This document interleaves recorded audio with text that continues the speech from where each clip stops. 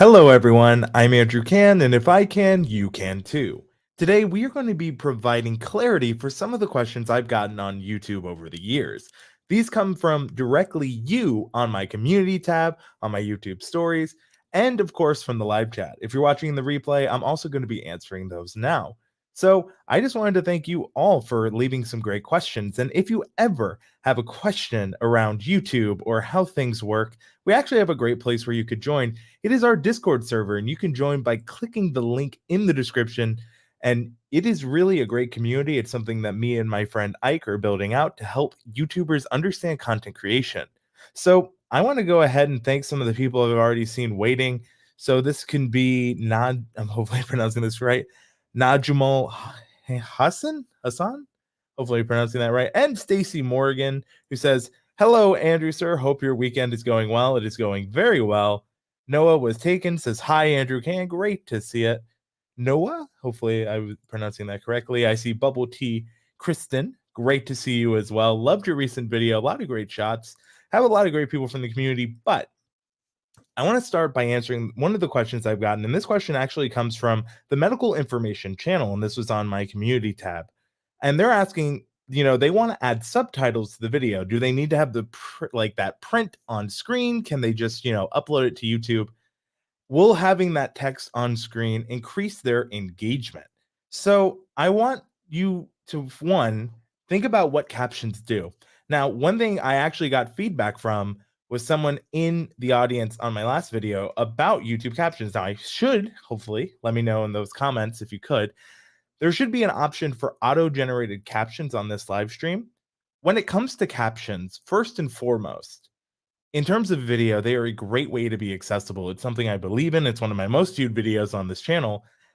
And so when you are focusing on, just YouTube in general, captions are a great way to be inclusive. Now, the question is, should they have them on screen? So I kind of look at this in two ways. For captions, if you are doing on screen, it makes a lot of sense in YouTube Shorts because that video is shorter. Sometimes a lot of people are scrolling, they don't have sound on. So in that medium, YouTube Shorts, absolutely. For longer form, normal kind of YouTube videos, I don't necessarily recommend having complete captions embedded in the video because one, it's not always the most inclusive to people who speak other languages. Two, a lot of times with how YouTube works, it can be cut off by overlay display. And three, I think you can use on-screen text or captions to add emphasis, to add oomph to your videos. So I would actually say you don't need to. If you're trying to increase engagement, I definitely think it can in short bursts. And I think on YouTube Shorts in general, it's a great idea. But if you have like an hour video and you have captions that you've embedded in screen, there are programs like Descript. You could download Google's captions, but I think there are better uses of time than that. So that's something I just wanted to make sure. I see from Hero2 that says, yep, captions are on the video. So Bubble Tea says, great question. Noah was taken is asking if I can check out their latest video. That's not what the stream is for. If I'm doing a channel review stream, it'll be in the title, which I try to do very, very clearly. So this one is just answering YouTube questions and giving some clarity. So this one was more specifically around people asking, and if you actually are watching and you have your own question, there's a great way that you can ask a question live. So you can just use the hashtag question as I have on screen. Just helps me find it in the chat and just makes it easier for me to just give some quick support to those who need it. I know that there are a lot of people that have questions. I have a lot from my Discord server. I have some from the YouTube community tab. I have some from the story reply. So I'm really getting a lot of questions. I do appreciate it. So, I see that Hero to you makes sense. Was also here, asked a question, and I want to make sure we go ahead and answer that. So, hey, Best Andrew, hope you're doing well. I would like to know if translating a video to multiple languages can reach to more audience or not. Also, does it hurt your channel? They give an example that their video is in the English language, and they added 10 other language subtitles for videos for every language country. So Hero to You is asking, should they add, does adding language captions, a lot of subtitle questions actually today, but I'll go for it. They're asking if they add other languages as options in the closed captioning, does it help their channel reach a larger audience or not? So This is one of the things that I would say when it comes to adding closed captions. It actually comes from YouTube, and one thing I can do is I think I can link this article just really quickly for you if you're curious.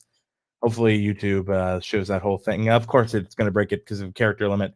One thing I love about YouTube, non-ironically, he says, is that they have the longest website links. Jokes aside, when it comes to, multiple language captions, the first thing I would do is, especially if you're adding 10 languages, is go to your YouTube analytics, see what languages are watching you primarily. In fact, this is something we can do together. So hold on. I can just share my screen really quick. So let's go ahead and share. So we're going to share my screen. So with that, I want to make sure that we have this ready. Going to add this to my stream.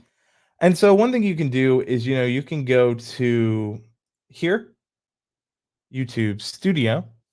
I will change where the lower third or the branding is, just so it's a little more clear. Then I'll change it to here. So one thing you can do is go to analytics. And for this, I would always say, like, you want to go to your audience. And when it comes to your audience, you want to make sure that just want to make sure that I'm showing everything correct. And I'm correct here where it is. Yes. So I'll go ahead and share my screen again. You want to make sure that you're looking at your top, geographies, right? So United States, India, Philippines, United Kingdom, Canada. Sometimes you can see that like you have a majority of your audience in one country, and it may not actually make sense for you to translate into those different languages. They can help, but honestly, it's very marginal in the help. So that is one of those things when I say you want to be very specific. So the first thing I say if you want to add multiple languages is check what countries you're getting the most use from. One channel asked me this, and all of their countries were English speaking, and they're just an English speaking channel. So I'm like, you're trying to reach an audience you don't have yet. Not saying that you can never have that audience, but there are better uses of your time. And I think adding closed captions can help, but it's very marginal and small. And what I found is if you do actually have a large audience from another language speaking country, that sometimes it could be more beneficial. And YouTube actually recommends this themselves is to check out, creating a new channel and know that language and then trying subtitles there. Obviously, subtitles are a great way to get there. If you see a huge language, add that one country's language that is heavily speaking that different language, add that as a closed caption, see how much they're using the closed caption option. Obviously, call it out in the video, make it known. But sometimes people can spend a lot of time on those closed captions for another language. In reality, it's not going to move the needle as much as they'd like. It's great that you're thinking inclusively and you have those 10 languages, but there is other ways to do it. Bubble Tea Kristen says there are higher languages of third-party softwares that offer translate for title and description. Hopefully people are able to auto caption. So I would say when it comes to that, a lot of third parties, there are some I trust. There's like rev.com. There are Google Translate, which, obviously is hit or miss. But when it comes to closed captions, it's one of those things you really just want to be careful. I see Jenna and Kaylee Vlogs asks, are you white, Andrew? What country are you from? I am European. I'm Italian, which some people would say is the same thing. But yes, I would say I am white, I guess is the best way to say that. Interesting question. Jenna and Kaylee says, why are you verified? I see Ike has already linked to that video. I have a how I got verified video that is still accurate. I see a question from Noah was taken. Why is Roblox live section gone from the YouTube gaming tab? I actually think that knowing YouTube, they probably like rotate different sections similar to how Twitch does for like the top thing. So I don't know if it's gone forever or if it's just a temporary thing. I would tweet YouTube on Twitter. They'd probably be able to give you more insight to that than I can without knowing the exact situation. The next question we have is I want to ask, how do you add guidelines to YouTube comment section? Saw you did that here, and I think it'd be nice if we can learn it too. Sure. So this is also another new feature that YouTube has added.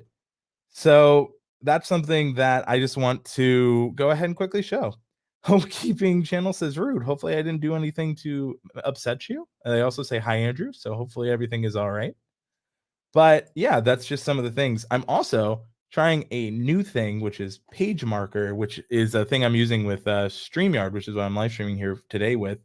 And it is going to let me mark your questions. So when you're watching the replay, that's how these captions are generated. So this question is about how do I add the YouTube community guidelines? Now, like all things YouTube, at the time of this live stream, I always have to like preface this, is that they are currently rolling this out in beta. So hopefully in the future, this will already be a thing. But as of now, as of now, it is not out. So if you have access to it, you can check by doing the following. And so I'm going to go ahead and share my screen. You're going to go and click settings here. Of course, I am now in the way. My ultimate issue I have is I usually end up being in the way of my screen recording. You know what? I'll just go full screen. You don't need to see me right now. So we're going to go to settings. In setting, you'll see community. And some of you may have this, some of you may not. It's in channel guidelines.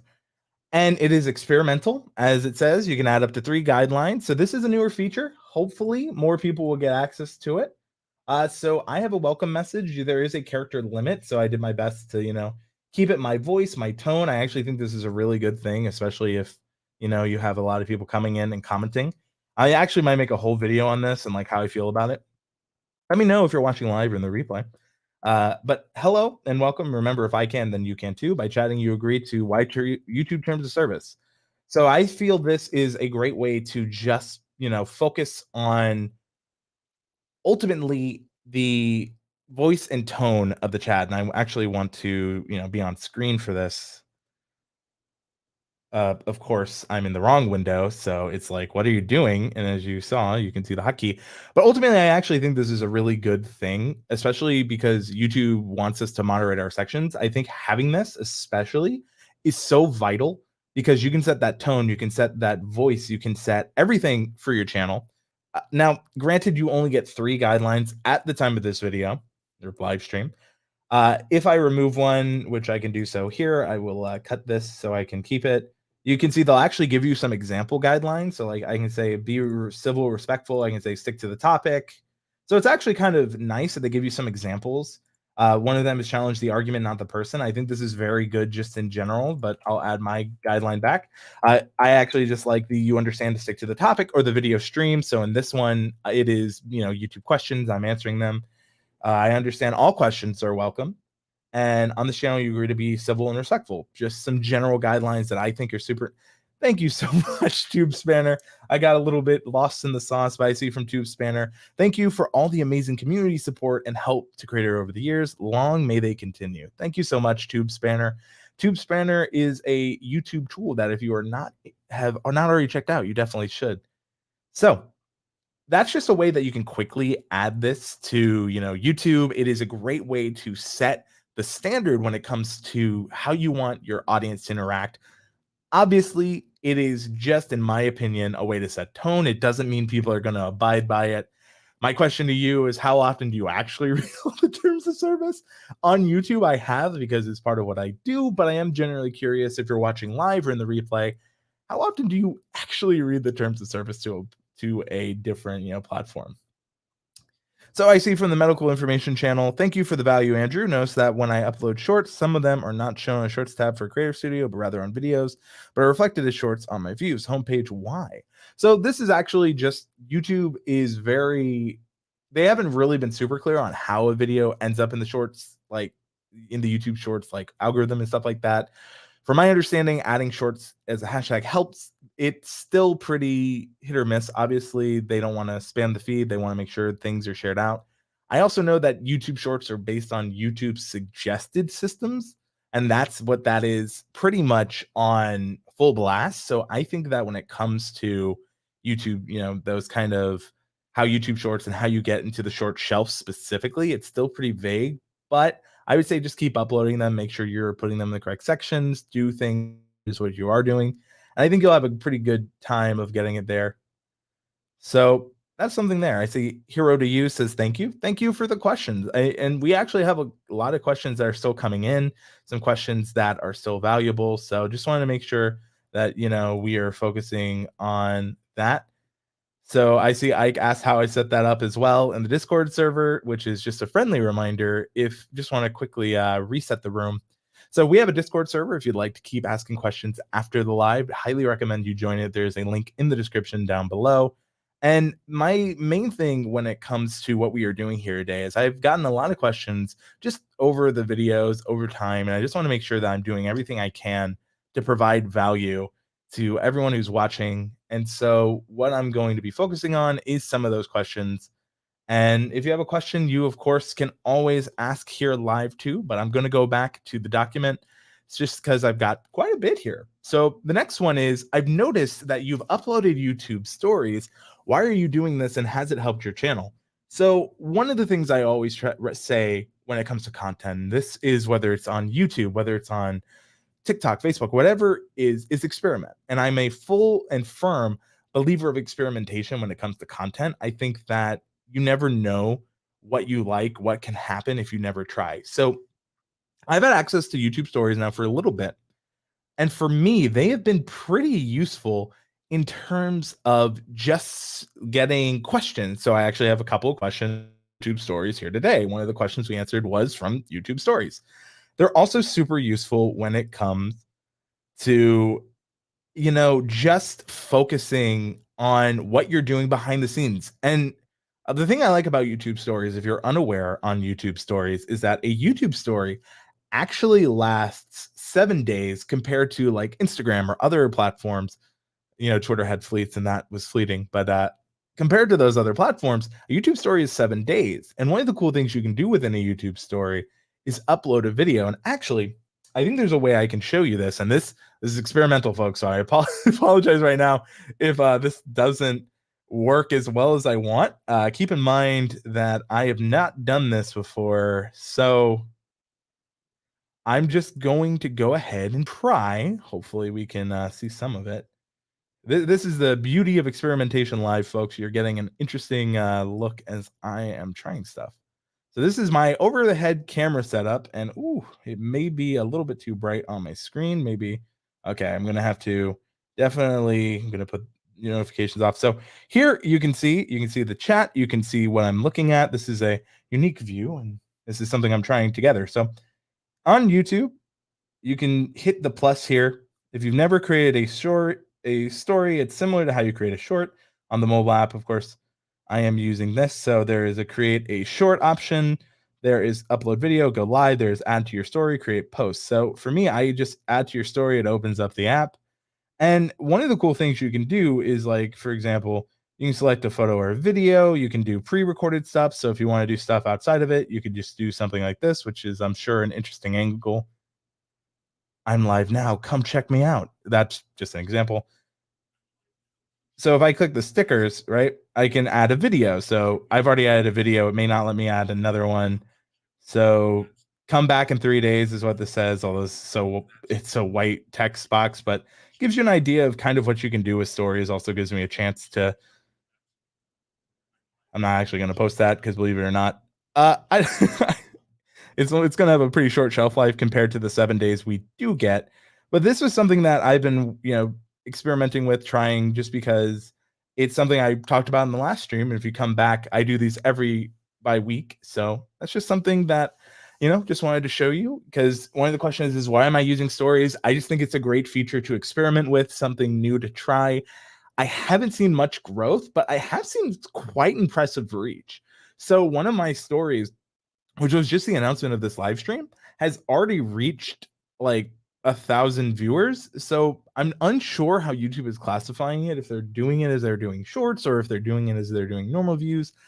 Then that means that they saw it, they were interested, they clicked, and that counts as a view. Obviously, a story right now can only be like 10 to 15 seconds. So it's pretty short.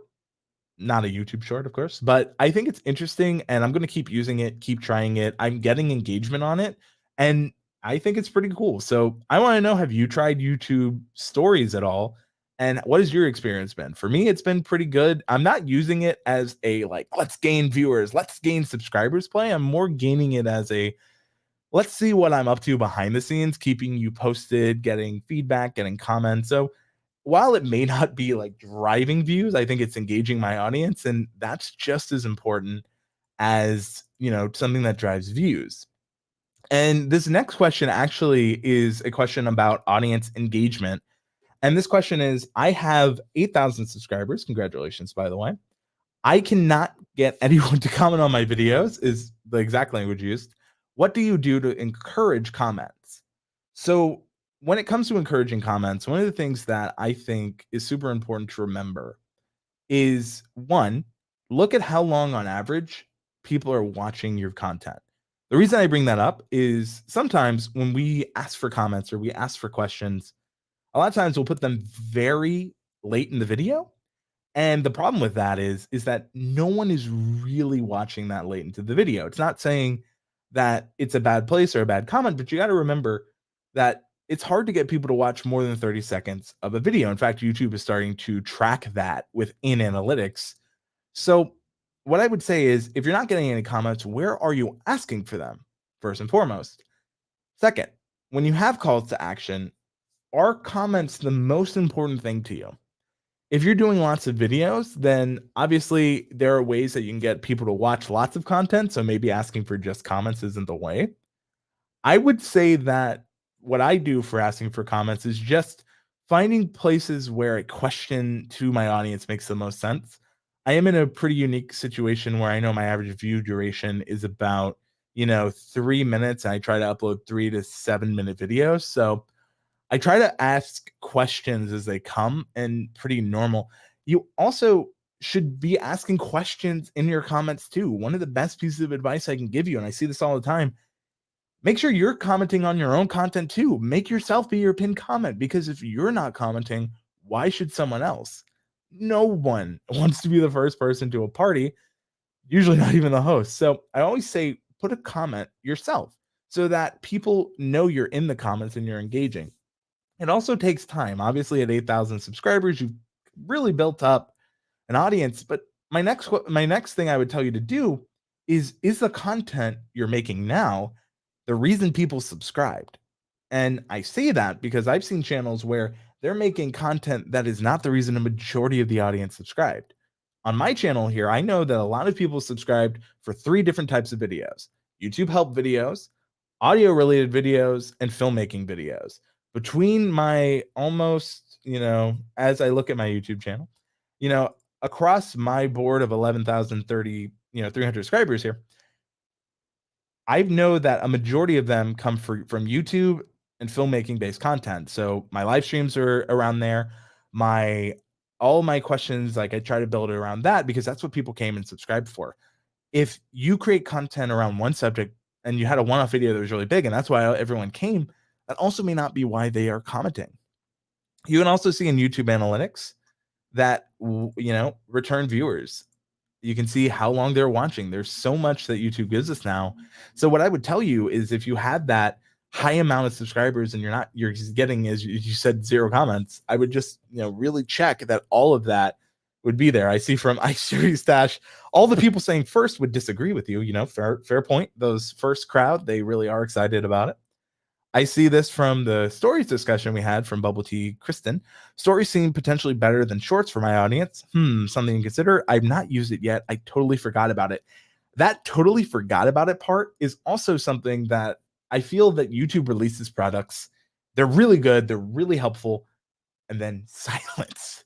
So for stories, I also noticed that not a lot of people are using them, but the creators that do, man, they get engagement on them and then they reply to them and it become this interesting loop. And I found that I've actually gained some subscribers. I've gained like 5 subscribers out of my 11,000 from stories. It's not necessarily pushing my explosive growth, but it is something that gives you a little bit more context to your audience. I see from Home Community Channel, I started but stopped placing comments, but what you're saying makes sense and is an eye opener. So thanks, Andrew. Of course. And I think that, that question is really good because a lot of times people, you know, they have a lot of subscribers, but they're getting no comments. And that can be a lonely place. And so it's just something to think about. And speaking about something to think about, this question is I'm thinking about, and I'm going to mark this here. I'm thinking about changing niches on YouTube. I feel like I've limited myself too much in my current niche of farming. What would you recommend? Well, Um, I only know your current niche. I don't know or niche. I don't know where you are planning to go. So I would say one thing when you are trying to change niches, and granted, I don't know your subscriber count, I don't know what you want to transition into, is that sometimes it might make more sense to start a new channel than trying to convert a channel that was built around one thing to something else. The reason is for that is YouTube already has a defined audience for your farming based content here.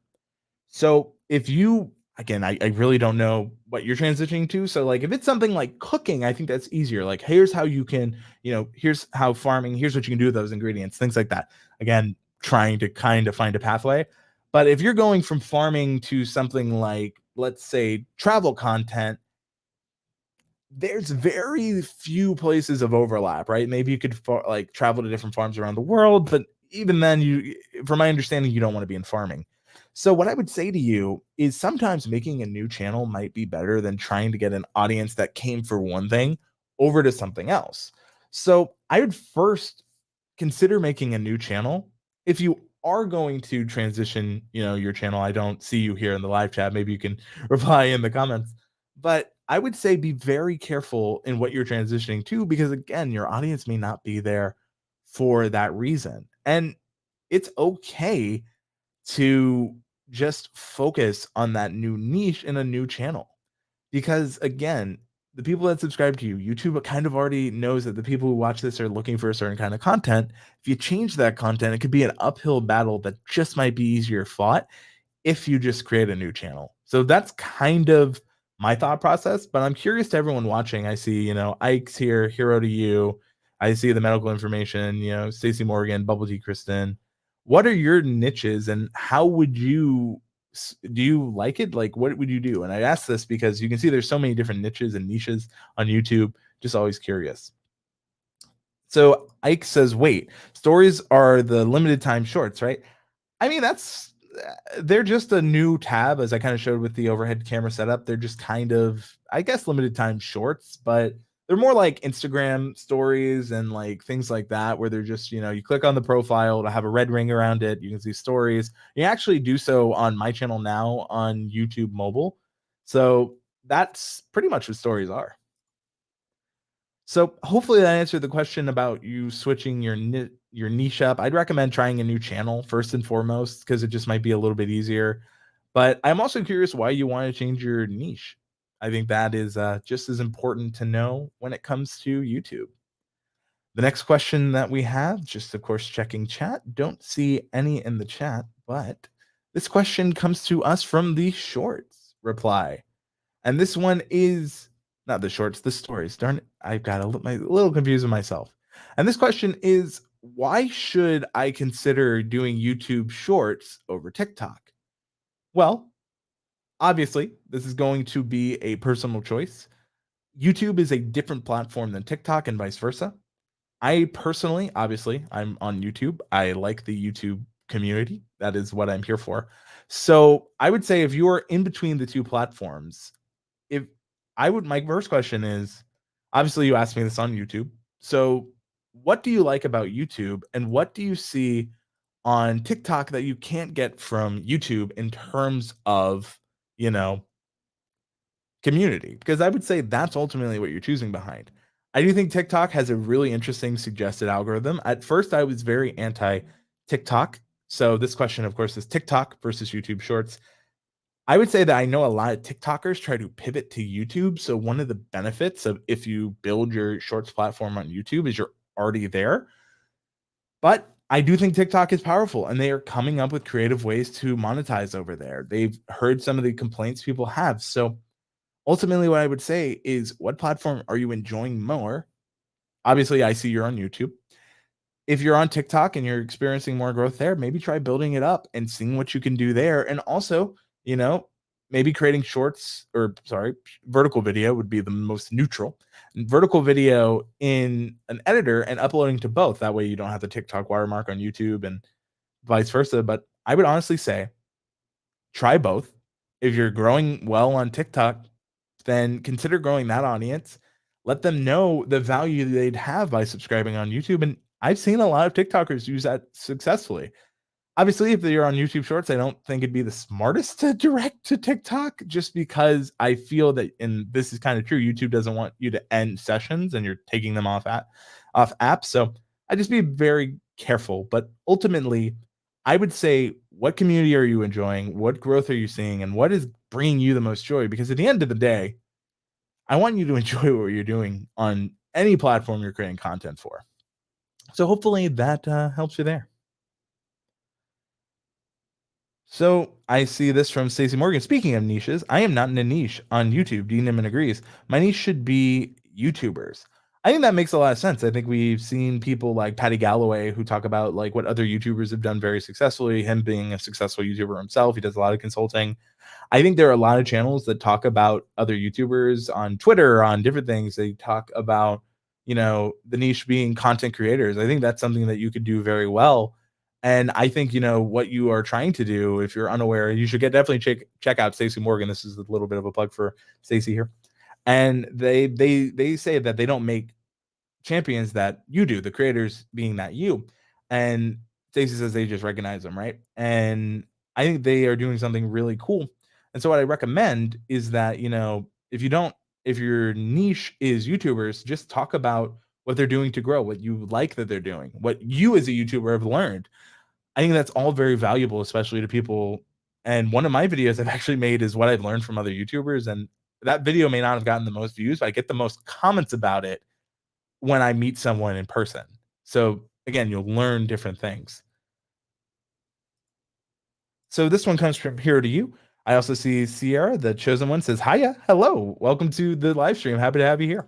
Hero to You says, how to make natural title on YouTube videos. Every time I try, I add titles for video. It shows it's not a natural title and doesn't get recommended at all because of that. So when it comes to creating titles on YouTube videos, there's two things you need to think about. And that is being both searchable, and I say that because YouTube is a search engine, but also you want to be inquisitive, right? Some of the best titles elicit an emotional response. So if you are doing research and you add a title to a video, it doesn't sound natural. Sometimes what it can be as simple, like obviously I make a lot of tutorials, so sometimes I'll focus on that. But what I found is if you want to be not only searchable, but I call it compelling. Some people call it emotional. Some people have different languages for this, but I call it a compelling title. And what I mean by that is if I could easily, create a video on small rig arm clamp, and this is just a really cool piece of filmmaking tool. That is exactly what it is. But the problem with that kind of title is, one, it is kind of natural, but I'm only reaching the people that are aware of what this small rig clamp is. And that's limiting. But if I make this title, this $15 piece of gear can change how you make videos immediately a lot more compelling. $15? Pretty affordable. What is this piece of gear? Again, it's making you question. It's an inquisitive kind of title. I could say, I regret not buying this piece of filmmaking gear earlier, and you should buy it. Well, what is that piece of filmmaking gear? What's so special about it? Why should I buy it? All of a sudden, it is immediately more compelling. It's a little more natural, and you can use a lot of resources here too. You can ask your audience and stories and polls and different ways you can do it. You can use YouTube's own keyword research feature, which is super cool and free, which is something I keep reminding people. Some people are unaware of this, so I will go ahead, and if you have not seen this, and this goes to the question of how to make your titles more natural, I'm going to go ahead and share my screen really quick here so I can show this off. So if you come here, you go to analytics, you should have a research tab. Once again, we love YouTube and we love how so much is in rollout betas, but this should be to most people. So there's 3 tabs here, super useful, right? So the first tab we have is what your viewers are searching for. So these are things that people who watch your channel tend to search for. This is searches across YouTube, and these are things you can save. So I'm going to click out of that. I already have some videos I have saved just based on what I've seen people have looked for. So how to make thumbnails for YouTube. Thank you so much, Stacey Morgan, for the super chat there. You rock. Thank you. No, I think you really do. So that's just something when it comes to natural titles, like when I'm doing research, right? Like how to make YouTube thumbnails for how to make thumbnails for YouTube videos. That's kind of a natural title, but it's not really compelling. There's simple ways that I could make this more compelling. It's like how to make thumbnails for free on YouTube is a little more compelling than just how to make thumbnails for YouTube videos. Obviously, I've changed a little bit of the exact search. One of them is how to grow a YouTube channel, how to open a YouTube channel, YouTube audio library. These are things I'm also interested in as a creator. So, how to record audio for YouTube videos is one that I saw that was people were searching, my viewers were searching, so I added it here. How to make money online is something my viewers are searching for. How to make, so these are things you can add to it. So, when it comes to titles, one thing is you can be searchable, but how can I make these compelling? And I see from Rich, oh, well, great to see you here, Rich. Would you show the clamp in the thumbnail or keep it a mystery? So I think I could kind of do a little bit of both on this. And what I would do is I'd probably show it, but I'd blur what the item is and maybe just show my camera on top of it, depending on obviously what the title is. So, you could do a lot with that. I would also say one of the things you could do, because we're trying to be compelling, because this is also a great point that Rich brings up, is it's not just about the thumbnail or the title, it is title and thumbnail combo, right? So I would probably I'd probably blur this object, or I would find a way to, I might even, show it with a circle or an arrow pointing to it, because I found, at least on my content, that really works. People hate those circles, they hate the arrows on YouTube, but man, excuse me. If they and I've seen a huge like up to 2% impression, not impressions, but click through rate just by adding a circle. And I've A/B tested it, and the only thing different was a circle around the object I was talking about, and it's infuriating. But if it doesn't work, and if you don't know what I'm talking about, all I mean is that impression click through rate. Impressions are when YouTube shows your audience or people on YouTube your thumbnail, your video. Impression click through rate is when they get that impression, they click through to watch. So when I'm telling you that that 2% can make a difference, it can.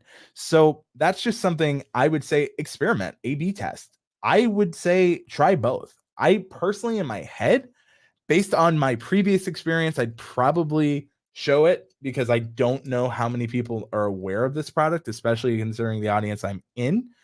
I think that, I would definitely focus on, I also want to be compelling, so I could also hide it just for it, and then I would see which of those two do better. And if it's the hidden one, I use the hidden one. If it is the, if it's the shown one, I'll use the shown one. But ultimately, hopefully with that title and, combination, I can really show. So that goes into that, and hopefully that helps you there, Rich. I would basically just A/B test it and figure out which one is resonating more with my audience. This next question is also around thumbnails. Hi, I want to make thumbnails on YouTube, but I don't want to show my face. Well, am I at a disadvantage by not showing my face? So we had a lot of caption questions. I guess now we're in that thumbnail portion of the live, and they want to know, do I need to show my face in YouTube thumbnails? Quick answer is no. That's the quick, easy answer. The more complicated answer is that depending what niche or genre of YouTube video you're making, it can help a lot. If I am a tech YouTuber, most of the time people are coming for seeing a piece of tech. However, if I'm a known tech personality, there's more benefit of me holding up the phone like this than sometimes just having the phone, at least for immediately when I'm uploading to YouTube. So, what I would say is look at what is performing for you. Now, all I see on your profile here is that you have a Nintendo Switch. I am assuming, and you know what they say about someone who assumes, that you're a gaming content creator. For you, if you're making gaming videos, characters from the game, moments can be way more powerful than someone's face in it. Not having your face will not be detrimental. However, it can help people who know you instantly identify that that video is from you. So if you're just making gaming videos and you don't want to show your face, you are not going to be, it's not going to kill your channel. However, it may not be a reason people click immediately if they can't identify it's from you. So you can add something like I have on screen here, which is weird because I don't know how to actually point to my logo in StreamYard, but here is my logo, right? So I'm also wearing that in my merch. So it's one of those things where having a logo that's recognizable can help and can add value to the audience. But no, you do not have to have your face in thumbnails. You can do data testing with third party tools. You can do it yourself to see what they do. One of the ways you can do it is you can group thumbnails with your face in it and without them and see just kind of what works. So you don't have to have your face in a YouTube thumbnail. In some instances, it can help. It does depend what genre you are in. So I think we have a good amount there. I just want to ask the chat if you have any questions. I'm just wanting to reset the room. I am answering questions that are come in from you. They've come in from a variety of sources. So Discord, they've come in from YouTube stories, the community tab, even Twitter. So if you have a question, you can either ask in the replay or you can ask live in chat if you're here. So with that, I'm going to check if we have any more questions. The next question I have is, why do so many YouTubers have ad spots in their videos? So in this case, I would say not every YouTuber has ad spots. If we were to talk about it as a broadly thing, I have done sponsorships in the past. They obviously should in YouTube put this includes a paid sponsorship. The short answer is that YouTube for a lot of people is a business. For some people, it is a hobby that they just enjoy and they don't want to they don't even want to think about it. They don't want to think about money, they don't want to think about it as an escape, right? So if you're one of those people, it can be very distracting when all of a sudden in the middle of a video there is an ad read. Ultimately, I would say that it is because for a lot of people, this is their job. They love doing YouTube and they want to keep it sustainable. Excuse me once again. I'm sneezing today. Not sure why. But, for a lot of people, it is more than a hobby. So it is their business. They use it to staff employees. They may have editors. They want to, keep the content coming, and having in-video sponsorships is a great way to do that.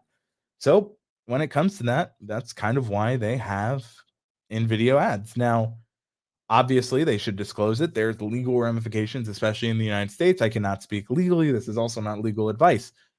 But make sure you are researching. You're making sure everything is up into the board. Ike says, bless you. Thank you, Ike. I see Hero to You says, thank you. This is so helpful. Well, thank you for joining me. And hopefully that helps answer the question, why are there so many ads in YouTube videos? Now, if you're talking about like in video ads, like like YouTuber reading a spot, that could be a couple of things. In the past, YouTube only used to allow monetization by creators. Now, all YouTube videos have ads on them. So if you're noticing a lot of ads, then that could just be that YouTube's putting a lot of ads on that video. They notice it converts. It also could be the creator has chosen to add multiple ads. Of course, I can't speak to every creator. I don't know every situation. Just trying to give some context to this question. I don't think it's a bad question. It's just something to kind of think about. And we'll go on to the next one. And this next question is, why do some of my videos blow up in YouTube Shorts, but others tank? I feel this is kind of similar to what we did earlier. So they're asking, why are some of my videos blowing up? Why are some tanking? The best answer I have is check how many of those that are succeeding have made it to the Shorts shelf. How many of them are currently, on target and on brand for your video? And, kind of what I showed earlier about doing that research. Are you doing that research for your shorts? Because guess what? It's the same research that you're doing can really work for shorts. And I'm noticing shorts can show up in search results too. And I'll tell you, sometimes, like if I'm in the middle of something, like if I need something quick, I don't want to watch a 10-minute video for like an answer to one specific thing I have. Now, obviously, one of the things I would love is if YouTube allowed us to make shorts, like reply to comments on longer videos as shorts, because sometimes it's so much quicker for me to like just show someone than try to type out a long response. And I think that could be useful for lots of people. Obviously, we kind of get what we get. So the real thing is I would check if they're in the YouTube short shelf, those that are blowing up. And for the ones that are getting 0 views, I would just triple check that they're on brand for what people are coming for. And again, I say that again, because a lot of times a lot of people aren't on brand. So it's important to kind of keep the value that they're coming for consistent across the board. So, speaking of the value people are coming for, I just wanted to say thank you everyone who's been joining us here today. It has been a lot of fun and we're not done yet. But I just wanted to thank everyone who's here. Hero to you, Sierra. I see Ike is here, Bubble Tea, Kristen. We have Stacy. Like, there's so many people that are here that are really just helpful. Tube Spanner was here a little bit earlier. We have Homekeeping Channel. So there's a lot of different people here. Very happy to just be live.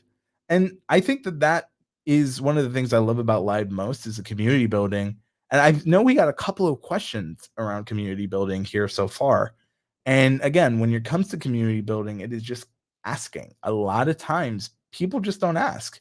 And one of the things is like there are different ways you can ask for things, right? There are multiple calls to action you can have, and there's different ways to plan and strategize. What are the different calls to action? I will bring up 3 right now that come to mind. One call to action is for likes, comments, and subscribes. They're all like engagement. So if we're going to group all of those, they're called engagement call to action. That is, hey, if you're enjoying this live stream, please consider giving a like. If you want more, like it, subscribe. We've all heard it. So that's the engagement call to action. There's call to action number 2, which is if you want to learn more, watch this video, which is getting people to watch more content. So it is a content engagement call to action. Maybe not engagement. I can call it a content watch call to action. So we have engagement, which is asking for comments. We have content watching. And then the third one is where it could be, if you want this product, go to the affiliate link. If you want to join the community, it is off website calls to action.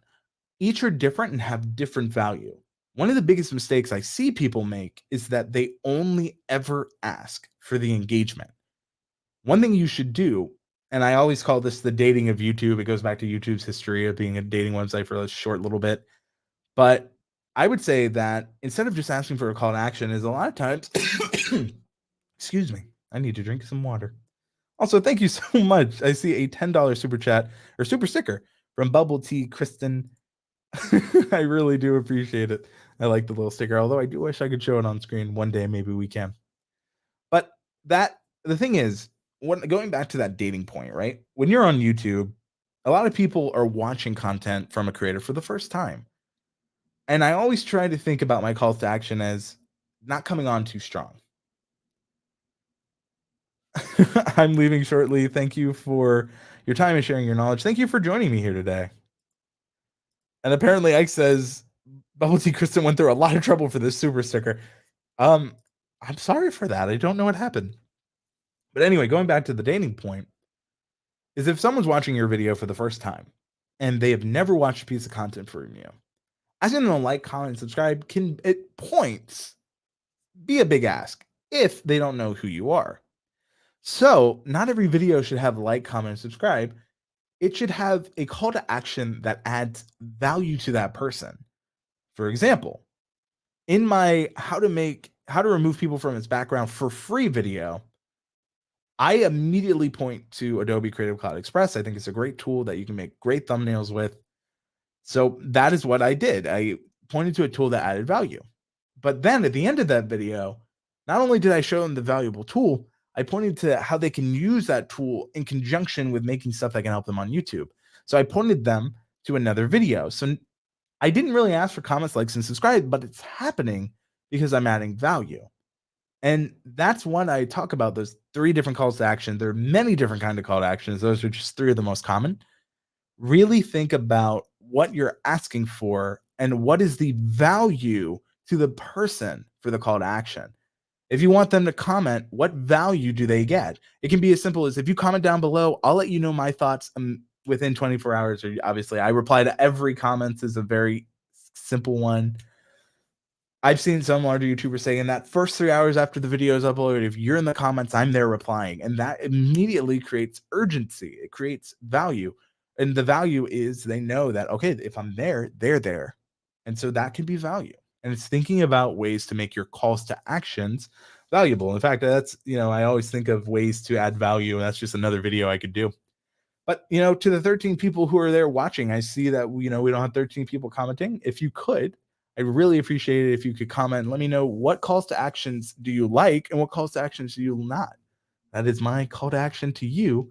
And I will also point it on screen and give you my thoughts too.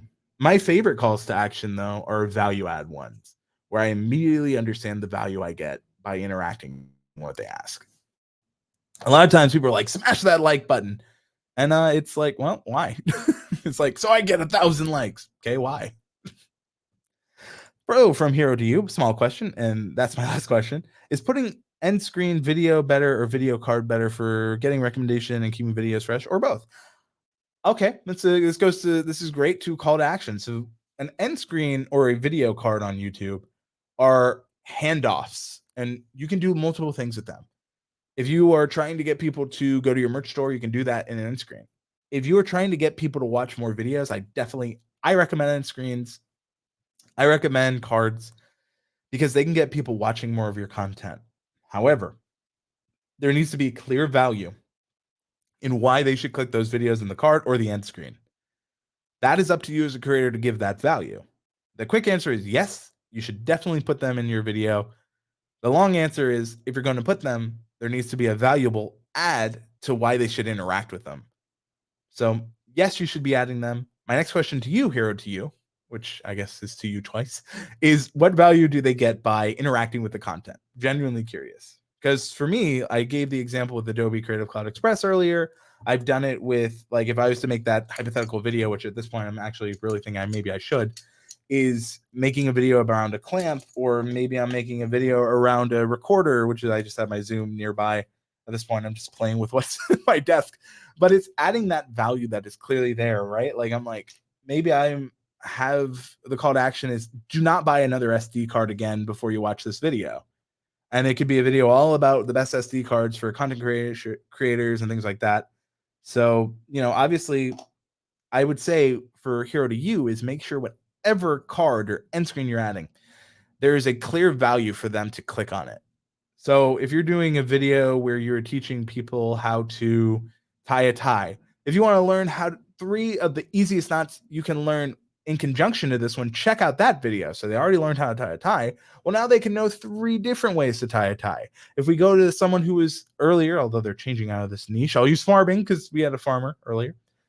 If they build a channel about how to, grow baby carrots, it's like, hey, if you enjoy this video about how to grow baby carrots, click on this video for when you're ready to harvest those baby carrots, because you're going to want to make sure you don't make some mistakes. Again, value add that makes sense to the video they're watching. So from Bubble Tea Kristen, I stopped doing CTAs in my videos. I think enough people are watching my older videos and see them. The newer videos now, I just put PNG stickers instead of like and subscribe while I say goodbye. And you can also, to that point, I think, you can have, like I have in StreamYard here, I have a little banner that is for the Discord server. And yes, I'm, bringing this up a lot because we want people in the Discord server. But this little banner I have here is doing that, and I can have that going on in the background as I'm talking. I'm going to add a couple of other ones just for like comment, like, and subscribe, so I don't have to ask that, but it's there.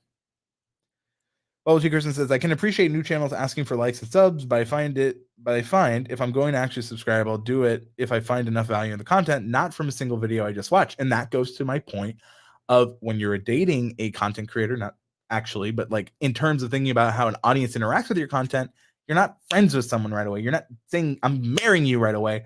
It is a relationship, and the more value you add to that person, the more likely they are to engage, the more likely they are to become part of your community. And for me in Bubble Tea, Kristen, I know Bubble Tea is I'm just going to say Kristen is in my Discord server. I think she makes great content. She's here, and I recognize her, and I appreciate her. And that is something that I try to do, and that's why it is so important to add value.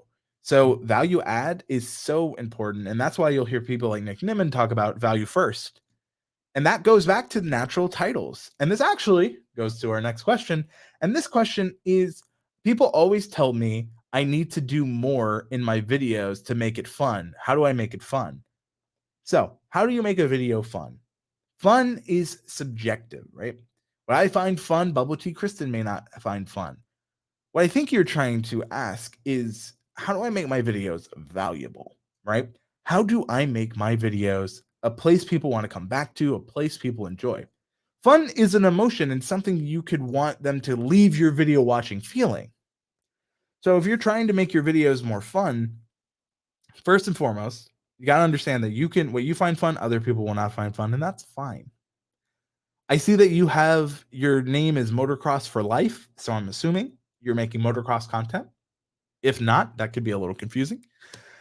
But you're looking here, yes, you do motocross vlogs. You want people to leave your videos feeling fun. Now, first and off, I think motocross is super cool. Different kind of thing than I do. However, I think if you want people to leave your video with a sense of fun, that could be as simple as, showing shots of what you do, showing different ways that you are obviously having fun.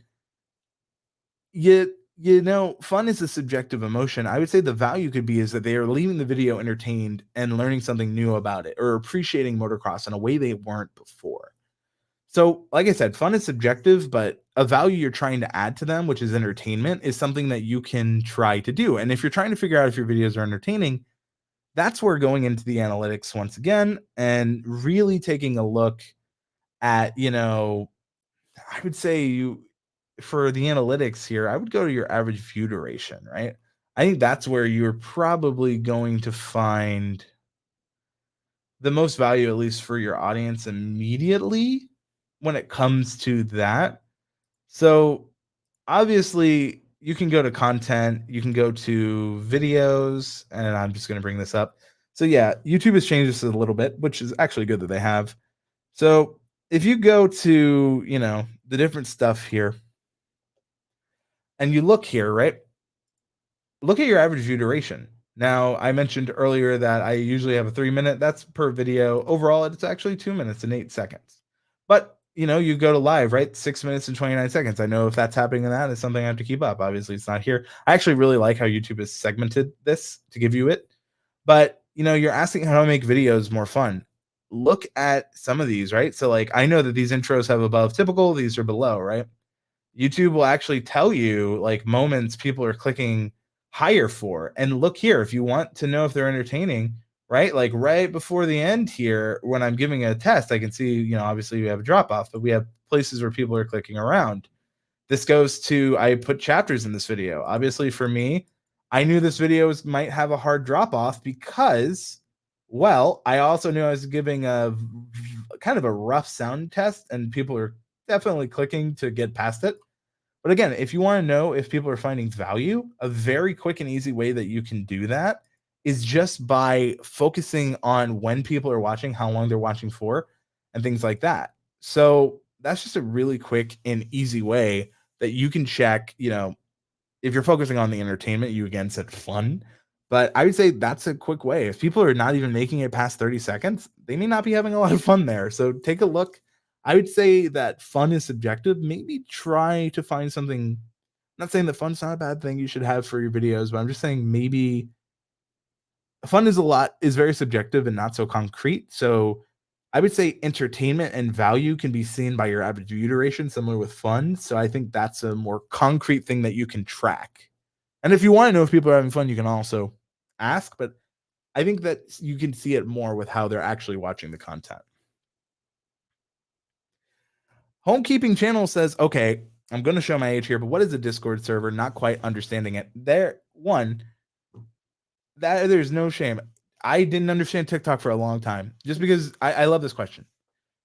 I didn't understand TikTok. I had to learn it, right? Discord servers are just giant group messaging, right? So they're like Facebook groups. They are like, different, pages.